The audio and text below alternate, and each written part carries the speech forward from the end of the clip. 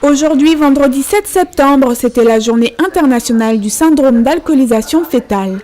L'occasion pour le docteur Tony Romuald, addictologue, d'organiser en compagnie du docteur David Germano, neuropédiatre à l'hôpital Robert Debré, une conférence débat entre professionnels de santé. Il s'agit bien sûr d'une rencontre interprofessionnelle entre tous les professionnels de la périnatalité, mais aussi des addictions, puisqu'on parle de syndrome d'alcoolisation fœtale. Et les deux réseaux périnate et réseau addiction, ont tenu à ce qu'on parle beaucoup plus, pas simplement du syndrome d'alcoolisation fœtale, mais de tous les états, les troubles liés à l'alcoolisation fœtale, donc des troubles du développement, des troubles des apprentissages qu'on va avoir secondairement quand on a bu de l'alcool, par exemple pendant la grossesse. Le rôle des professionnels de santé dans la prise en charge des cas d'alcoolisation fœtale a donc été rappelé.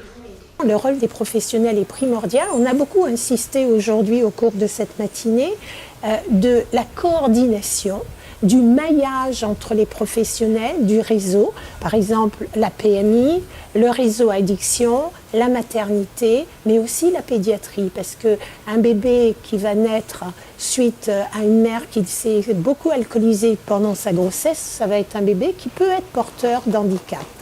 Voilà, donc le maillage est très important, la coordination et bien sûr la collaboration avec toutes les personnes, de près ou de loin, qui accompagnent la femme enceinte, mais aussi la femme tout court. En France, la notion de risque liée à la consommation d'alcool pendant la grossesse reste très floue dans les esprits. En Santé publique France, seuls 25% de la population connaît les risques d'une consommation d'alcool pendant la grossesse. Ce qui fait de cette question un réel enjeu de santé publique.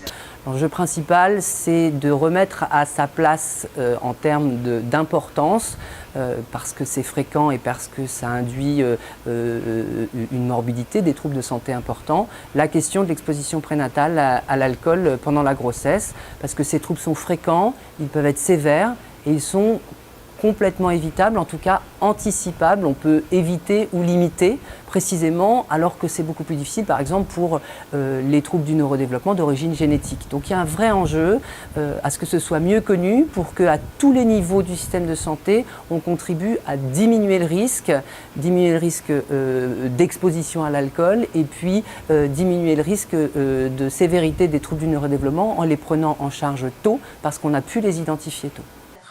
Cette journée a donc été l'opportunité de relancer l'attention des professionnels sur cette réalité, de partager des avancées de recherche, des expériences de suivi, mais aussi de questionner sur les modalités de diagnostic et de soins.